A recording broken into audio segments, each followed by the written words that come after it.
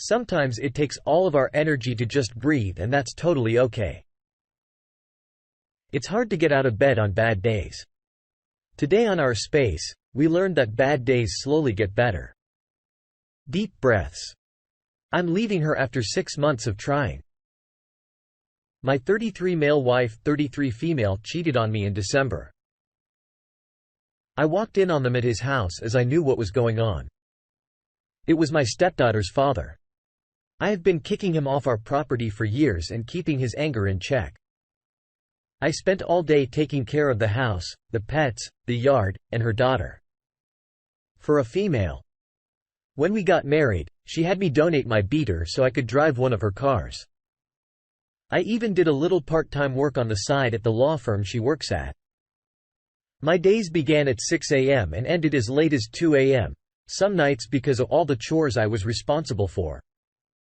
I tried to forgive her, but continued catching her talking to him and even making plans to sleep with other male friends all the while, assuring me she wanted us to work. She abused me sexually and emotionally, telling me that cheating was my fault because I should have done something to stop it, and using guilt and threats to make me have sex with her when I was clear I wasn't ready for that. She got pregnant after I caught her with him, and I asked her for a DNA test. Instead, she went out and got an abortion immediately. And blamed me for that too. I decided to leave last month and quit my job. Since then, my family has been supporting me, and I struggle every day to get out of bed and even just feed myself. We were married less than a year. I'm getting no spouse's support, no car, had to leave my job, lost half of my family, her family, my stepdaughter, I have no home, and was left with no money. If it wasn't for my family helping me, I would be completely homeless. My mental health is in a bad place as I have found out that cheating was happening even when we were just dating. It was all fake for some kind of gain for her. And I'm left to pick up the pieces. I was cheated on and abused that I am the only one being punished. I'm told there's little I can do by my lawyer, whom I trust a great deal. He is a trusted family friend. What do I do with all this emotion? How do I fix myself? I know I need to take baby steps. Get another job, etc. But leaving the house feels like an insurmountable task right now. I'm struggling with severe depression and anxiety in public. Even being with my friends is extremely taxing and leaves me a sobbing mess when I finally can drive home. I feel broken and nothing is getting better, and I don't know what to do. Let's see what the community recommends. NWTGM 1384 says, "Op, you need therapy. EDMR for trauma because betrayal, abuse, etc., can cause PTSD. In fact, your depression, anxiety might be PTSD related. I'm sorry that your marriage ended in this person you were to love and trust, and what they did to you was so horrid. None of what they did or how they behaved was your fault at all. She sounds like a complete narcissist sociopath, and all of your emotion, normal. Time will help, but also a good therapist will also help. Until you are able to start therapy, get a notebook and start a journal, right? Whatever you wish. What are you feeling? How you feel? What happened to you? Before you met her, how are you? I hate hearing someone that was treated this bad by anyone. Please take care of yourself and be kind to yourself here." AOP replies, "I was happy. Living in a little apartment I loved. I spent my days cooking new meals for friends, making crafts, or out hiking, biking, and kayaking all over my home state. I used to like to rock climb and sit in high trees or rocks to admire the landscape here in the Midwest.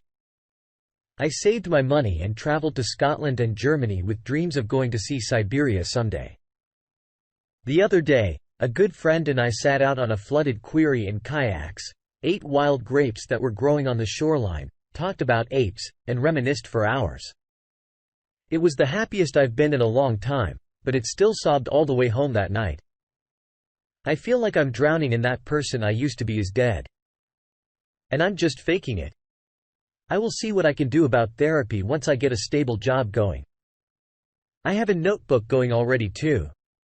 She tried hard to gaslight me once my friends found out, and I didn't want to forget all the things she had done. So I made a list and a timeline. Feeling the feels right now is normal OP. I'm so sorry she shattered your world like this. How come you decided to stay with her even after you found out she was cheating while you were dating? I think you have to take literally each moment, moment by moment. Allow yourself to feel the feels and grieve. Grieve the person you once were. You'll never be that person again. You'll never allow yourself to be manipulated, abused, or hurt by someone so awful again. Try to get up, even when it feels like the world is smothering you, and all you want to do is stay in bed. Wiggle your toes until you feel your foot hit the floor and make those steps towards your new self and new life. Update: ex-wife bringing affair partner to our divorce hearing. Title says it all. A friend informed me that my ex will be bringing the affair partner to the divorce hearing as a final jab at me. How should I deal with this? Several friends have offered to come in support, but some have said I should just do my best to ignore them. What would you do? Tall, blonde and cute has a thought. Take a picture of them together. Because in a few months or years, they will be back in that same court getting divorced as well because one of them is cheating again. Just wait. It will happen. The op replies. My ex-wife has cheated on everyone she has dated since high school. It came out during couples therapy by her own admission. She had cheated on a previous boyfriend with me, and I had no idea. Seems to be her MO. And the affair partner was physically abusive to her a few years before we got together. But I'm sure they'll be very happy this time. New username, same error, chimes in. I would greet the guy and thank him, then hand him a sheet of paper that lists all her exes, their contact info, and info on how she cheated on each of them. Tell the affair partner, I wish someone would have done this for me because I had no clue she was cheating with me on her last relationship. Tell me you won't have the biggest grin on your face while the lawyers are talking about divorce, and you are watching him reading the paper and her getting nervous. Average Joe 78 joins the conversation. Op: dress for success that day. Be in your better suit and go as if it was the most important day of your life. In the courtroom, be as kind and well-behaved, man, as you can. And tell your friends to do the same. But if any of you have to talk to them, do it only through your lawyer and/or apply the gray rock to them. Try ignore them as much as possible and try not to even look at them. Your attitude should be like you were there to pay your taxes. Just go and do whatever you need to do. Sign everything and leave with your friends. After all, just say, okay, boys, beers are on me, and invite your lawyer to drink with you and your friends. Showing indifference towards your ex and affair partner without being in a hole will hurt their ego more than you being angry or in pain. They will try to press your buttons, but remember, if you fall in this, they win. Don't let them win. The op replied, I already have the suit picked out. This will likely be my plan. I've known my best friend for over 30 years, and he and I are gonna have a day out after court. Definitely have your friends there for support. I think it'll speak volumes of you as a person as well as her. Update: divorce hearing today went great, feeling great. My divorce hearing was finally today. My post history contains my full story, but I was abused by my ex-wife after catching her in our bed with another man days after Christmas last year. I tried reconciliation, but as time went on, I kept catching her talking to the same guy, even planning to go see others out of town while getting inappropriate sexual snapshots and texts from them. All the while lying to my face, and telling me she has to cut contact every single time. Same story. I finally told her I was leaving, it would be for divorce, and she told me again that if I left, she would kill me. Here we are, though. I'm alive and she is permanently out of my life.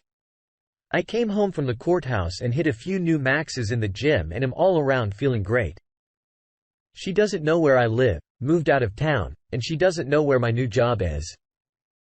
This woman who I loved dearly and would have done anything for took everything from me: my job, my car, my home, my stepdaughter, my marriage, my mental health, and potentially my baby. Even though I am confident it was a fair partner's baby, she aborted it when I asked for a DNA test. This entire year has been an unending hell for me, and all the while she blamed me for leaving and tearing apart our family. By the time she arrived this morning, I was already speaking to my lawyer. We just had to be present and get the paper signed by the judge. I never looked at her once, not even when she tried to hand me mail from the house. I just grabbed it and kept walking.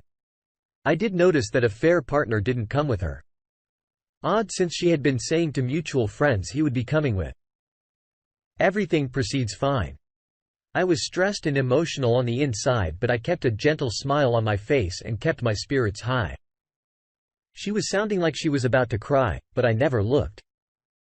It wasn't like at home that I noticed a note mixed in with my mail.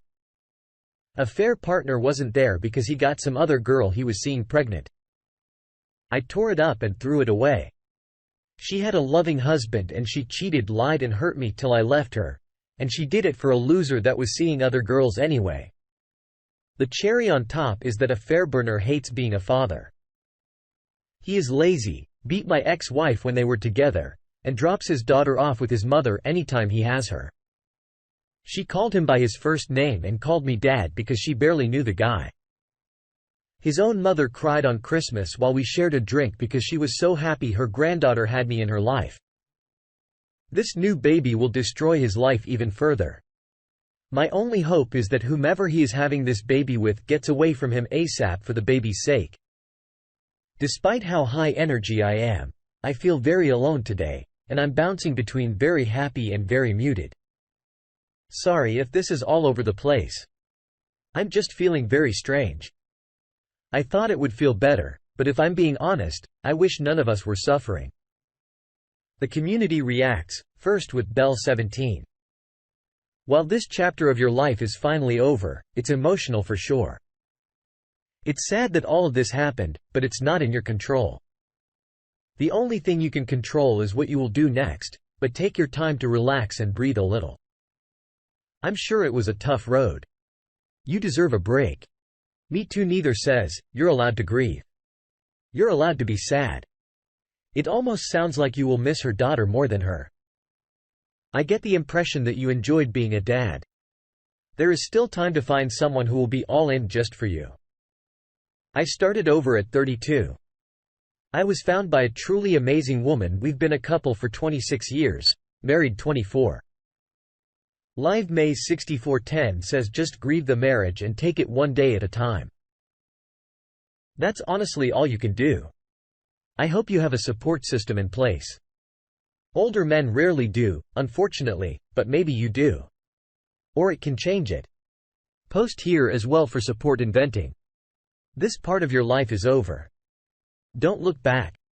DOP replies, I have a very supportive family and a close group of friends that are all very helpful. They didn't know how bad it all was till it blew up, but are fully in gear now. No worries. She is blocked and deleted from everything. Bouncing back and forth like this is totally normal OP, but you're right OP. She did have it all. And your stepdaughter is glad to have you in her life and glad to have a father like you. I really hope that relationship can continue on. For both your sakes, keep going to the gym. Do all of the little things, surround yourself with good and positive people. You're doing exactly what you need to be doing. What would you do? And thank you for joining us today on our space. Like and subscribe and hit that notification bell so you don't miss out on our next video. We'd hate for you to miss out. If you want to listen to more stories from me, check out our lounge where I feature a larger variety of non-cheating related stories. See you there.